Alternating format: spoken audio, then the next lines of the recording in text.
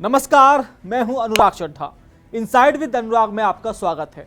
दोस्तों, महाराष्ट्र की राजनीति के दादा उप मुख्यमंत्री अजीत पवार अब हमारे बीच नहीं रहे। वहीं अजीत पवार, जो अपनी बेबाकी, अपने कड़े प्रशासन और जनता से सीधे जुड़ाव के लिए जाने जाते थे, आज एक प्लेन क्रैश में वो हमेशा के लिए खामोश हो गए। और आज एक बार फिर सवाल सिर्फ एक नेता की मौत का नहीं, सवाल ये है कि आखिर भारत का आसमान हमारे नेताओं का दुश्मन क्यों बना हुआ है। क्या बारामती में हुआ यह हादसा महज एक तकनीकी खराबी थी या इसके पीछे कोई और कहानी है? क्या पायलट ने मेडे कॉल दी थी और जिस विमान पर अजीत पवार सवार थे उसका इतिहास इतना दागदार क्यों है? आज इस वीडियो में हम न सिर्फ अजीत पवार के आखिरी पलों की कहानी जानेंगे, बल्कि इतिहास के उन पन्नों को भी पलटेंगे जो खून और राख से लिखे गए हैं। 1963 से लेकर 2026 तक, संजय गांधी से लेकर अजीत पवार तक। दोस्तों, आज सुबह अजीत पवार मुंबई से एक प्राइवेट चार्टर्ड प्लेन में सवार होकर अपने गढ़ बारामती जा रहे थे। मकसद था पंचायत चुनाव की जनसभाओं को संबोधित करना। उनके साथ विमान में 5 और लोग मौजूद थे, जिनमें उनके निजी सहायक, सुरक्षाकर्मी और पायलट शामिल थे। विमान था लेयरजेट 45XR, जिसका रजिस्ट्रेशन नंबर था VTSSKI। ये विमान VSR वेंचर्स प्राइवेट लिमिटेड द्वारा संचालित किया जा रहा था। सब कुछ सामान्य लग रहा था। विमान बारामती की हवाई पट्टी के करीब पहुंच चुका था।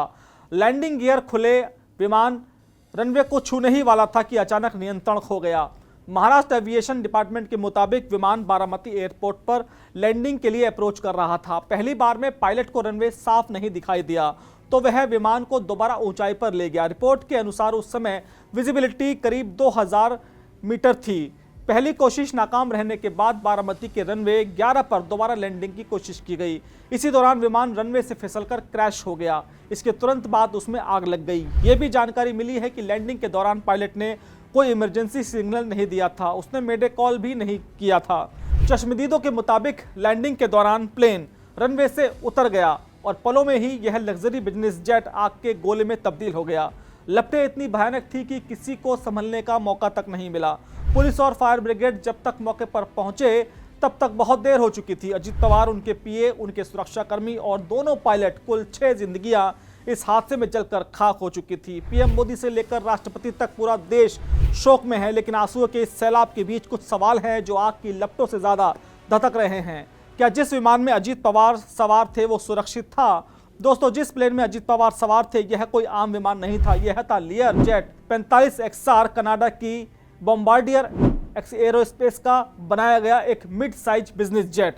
तकनीकी रूप से इसे तेज और सुरक्षित माना जाता है, लेकिन आंकड़े कुछ और ही कहानी बयां करते हैं। आपको जानकर हैरानी होगी कि दुनिया भर में इस विमान के करीब 200 हादसे हो चुके हैं। और सबसे बड़ी बात, जिस company VSR ventures private limited का यह विमान था, उसका रिकॉर्ड पहले से ही दागदार है। जरा पीछे चलते हैं। तारीख थी 14 सितंबर 2023। इसी VSR वेंचर्स का एक और लेयरजेट 45 मुंबई के छत्रपति शिवाजी महाराज इंटरनेशनल स्टेडियम पर लैंडिंग के दौरान क्रैश हुआ। उस दिन बारिश तेज थी। प्लेन फिसला और 2 टुकड़ों में बट गया। गनीमत थी कि उस वक्त कोई जान नहीं गई, लेकिन को पायलट गंभीर रूप से घायल हो गया था। ऐसे में सवाल उठता है कि जिस कंपनी के विमान का इतिहास इतना खराब रहा हो, जिसके मेंटेनेंस और ऑपरेशन पर पहले से उंगलियां उठी हो, आखिर देश के इतने बड़े नेता को उसी कंपनी के भरोसे हवा में क्यों भेजा गया? क्या DGCA ने 2023 के हादसे के बाद इस कंपनी की सख्त ऑडिटिंग नहीं की थी? जांच एजेंसी को अब तक ब्लैक बॉक्स और कॉकपिट वॉइस रिकॉर्डर से यह पता लगाना होगा कि आखिरी पलों में हुआ क्या था। क्या मौसम खराब था या कोई और तकनीकी खराबी थी या फिर यह कोई साजिश थी? प्लेन से कोई भी मेडे कॉल का ना आना एक बड़ा सवाल उठा रहा है, क्योंकि अजीत पवार का जाना एक अकेला हादसा नहीं है। अगर हम भारतीय राजनीति के पन्नों को पलटें तो ऐसा लगता है कि हमारे नेताओं की कुंडली में हवाई सफर के साथ मौत का योग भी लिखा हुआ है। यह सिलसिला आज का नहीं, दशकों पुराना है। कहानी शुरू होती है 19 सितंबर 1965 से। भारत पाकिस्तान युद्ध चल रहा था। गुजरात के तत्कालीन मुख्यमंत्री बलवंत राय मेहता एक छोटे विमान बीच क्राफ्ट में सवार होकर कच्छ के रण का मुआयना करने निकले। लेकिन उनको क्या पता था कि पाकिस्तानी वायुसेना का एक सेबर जेट उनका पीछा कर रहा है। पाकिस्तानी पायलट ने उनके नागरिक विमान को निशाना बनाया और उसे मार गिराया। बलवंत राय मेहता, उनकी पत्नी, उनका पूरा स्टाफ शहीद हो गया। यह भारत के किसी भी सिटिंग सीएम का पहला हवाई हादसा कहे या हत्या थी। उसके बाद काला दिन आया 23 जून 1980 का। इंदिरा गांधी के छोटे बेटे और उस वक्त के सबसे पावरफुल युवा नेता संजय गांधी, वो जिन्हें भारत का अगला प्रधानमंत्री माना जा रहा था। संजय गांधी को उड़ने का शौक था, लेकिन यही शौक उनकी मौत का कारण भी बना। दिल्ली के सफदरजंग एयरपोर्ट पर वो अपना नया पिट्स S-2A विमान उड़ा रहे थे। वो हवा में कलाबाजियां कर रहे थे, लेकिन एक लूप के दौरान विमान का नियंत्रण खो गया। प्लेन सीधे नाक के बल जमीन पर आ गिरा। वो मौत इतनी भयानक थी कि उसने भारत की राजनीति की पूरी दिशा बदल दी थी। अब चलते हैं साल 2001 में। 30 सितंबर की वो मनहूस शाम, कांग्रेस के कद्दावर नेता और ग्वालियर के महाराज माधवराव सिंधिया, एक ऐसे नेता जो कभी प्रधानमंत्री पद के दावेदार थे, वो एक रैली को संबोधित करने कानपुर जा रहे थे। उनके साथ 7 और लोग शामिल थे, जिनमें 4 पत्रकार भी शामिल थे। मौसम खराब था, मूसलाधार बारिश हो रही थी। उनका 10 seater private plane Cessna C-90 Mainpuri के पास एक खेत में क्रैश हो गया। विमान में आग लग गई और देश ने एक जेंटलमैन राजनेता को हमेशा के लिए खो दिया। कहा जाता है कि मौसम की खराबी ने उन्हें निगल लिया, लेकिन आज भी लोग उस हादसे को शक की निगाह से देखते हैं। देश सिंधिया की मौत के जख्म से अभी उभरा भी नहीं था कि 6 महीने बाद ही 3 मार्च 2002 को एक और बुरी खबर आई।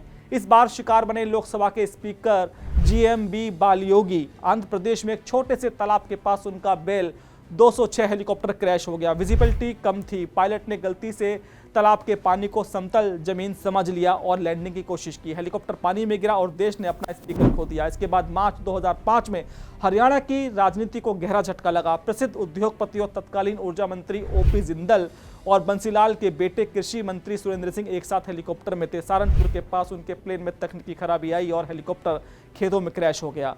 दोनों नेताओं की मौत ने हरियाणा की राजनीति में एक बड़ा शून्य दिया था, लेकिन शायद सबसे रहस्यमयी और दर्दनाक हादसा था साल 2009 का। आंध्र प्रदेश के मुख्यमंत्री YSR राजशेखर रेड्डी 2 सितंबर की सुबह वो हैदराबाद से चित्तूर के लिए उड़े। उनका हेलीकॉप्टर घने नल्लामला जंगलों के ऊपर था और फिर संपर्क टूट गया। पूरा देश उस समय 24 घंटे तक सांसें थाम कर बैठा रहा। CM कहां पर हैं? हर चैनल पर यही सवाल था। कमांडो, सैटेलाइट्स, एयरफोर्स सब लगा दिए गए और फिर अगले दिन खबर आई, करनूल के पास एक पहाड़ की चोटी पर उनका हेलीकॉप्टर मलबे में तब्दील मिला। बारिश, खराब मौसम और शायद पायलट की एक गलती या कुछ और। YSR की मौत ने आंध्र प्रदेश की राजनीति में ऐसा भूचाल ला दिया जो आज तक शांत नहीं हुआ। साजिश की थ्योरी आज तक दक्षिण भारत की राजनीति में गूंजती है। यह सिलसिला यहीं नहीं रुका। 2011 में अरुणाचल प्रदेश के मुख्यमंत्री दोरजी खांडू का हेलीकॉप्टर तवांग के पास गायब हो गया। 5 दिन, जी हां 5 दिन तक उनका कोई पता नहीं चला। बाद में घने जंगलों में 13,000 फीट की ऊंचाई पर उनका शव और मलबा मिला। पहाड़ और खराब मौसम एक बार फिर कातिल साबित हुए और अभी हमारे जहन से पिछले साल 12 जून 2025 का वो जख्म नहीं भरा था जब एयर इंडिया का विमान AI 171 जिसने अहमदाबाद से उड़ान भरी थी, गुजरात के पूर्व मुख्यमंत्री विजय रूपाणी अपने परिवार से मिलने लंदन जा रहे थे। किसे पता था यह उनकी आखिरी यात्रा होगी। उड़ान भरने के कुछ देर बाद ही विमान में तकनीकी खराबी आई और वो क्रैश हो गया। शाम को जब मृतकों की लिस्ट आई और उसमें विजय रूपाणी का नाम भी था, जिसको पढ़कर पूरा देश सन्न रह गया। वो एक बड़ा कमर्शियल प्लेन हादसा था जिस प्लेन में सवार 242 में से 241 लोगों की मौत हो गई थी। इस हादसे ने सुरक्षा मानकों की पोल खोल कर रख दी थी। आज अजीत पवार का नाम भी इस लिस्ट में जुड़ गया है। अब सवाल यह है कि आखिर हमारे VVIPs के साथ ऐसा क्यों होता है? इतिहास गवाह है कि जब जब हमारे नेताओं ने आसमान पर भरोसा किया है, उन्हें धोखा मिला, लेकिन अजीत पवार के केस में यह धोखा बहुत बड़ा है। अब सभी की निगाहें DGCA और AAIB यानी एयरक्राफ्ट एक्सीडेंट इन्वेस्टिगेशन ब्यूरो पर टिकी है और उनकी जांच में क्या निकल कर आता है। जांच का दायरा 3 बिंदुओं पर होगा। पहला, मलबे की फॉरेंसिक जांच, प्लेन किस एंगल पर गिरा, दुर्घटना की वजह क्या बनी, कैसे उसने अपना बैलेंस खोया। दूसरा, पायलट और ATC की बातचीत, क्या पायलट ने कोई खतरे का संकेत दिया था, मेडे कॉल क्यों नहीं दी गई, या दी गई तो उसके बाद क्या हुआ, क्या कोई कम्युनिकेशन में दिक्कत थी या रनवे पर कोई बाधा थी। और तीसरा, क्या 2023 के हादसे के बाद भी इस कंपनी को क्लीन चिट दी गई थी, क्या विमान के इंजन में पहले से कोई खराबी थी जिसे नजरअंदाज किया गया। हादसा हो या साजिश, यह जांच का विषय है और सच सामने आना ही चाहिए। लेकिन आज महाराष्ट्र ने अपना एक दादा खो दिया है, एक ऐसा नेता जो सुबह 7 बजे काम शुरू करता था और फाइलों को पेंडिंग रखना जिसे पसंद नहीं था। अजीत पवार का जाना सहकारी क्षेत्र और महाराष्ट्र की राजनीति के लिए एक अपूरणीय क्षति है। ईश्वर उनकी आत्मा को शांति दे और उनके परिवार को वज्रपात सहने की शक्ति प्रदान करे।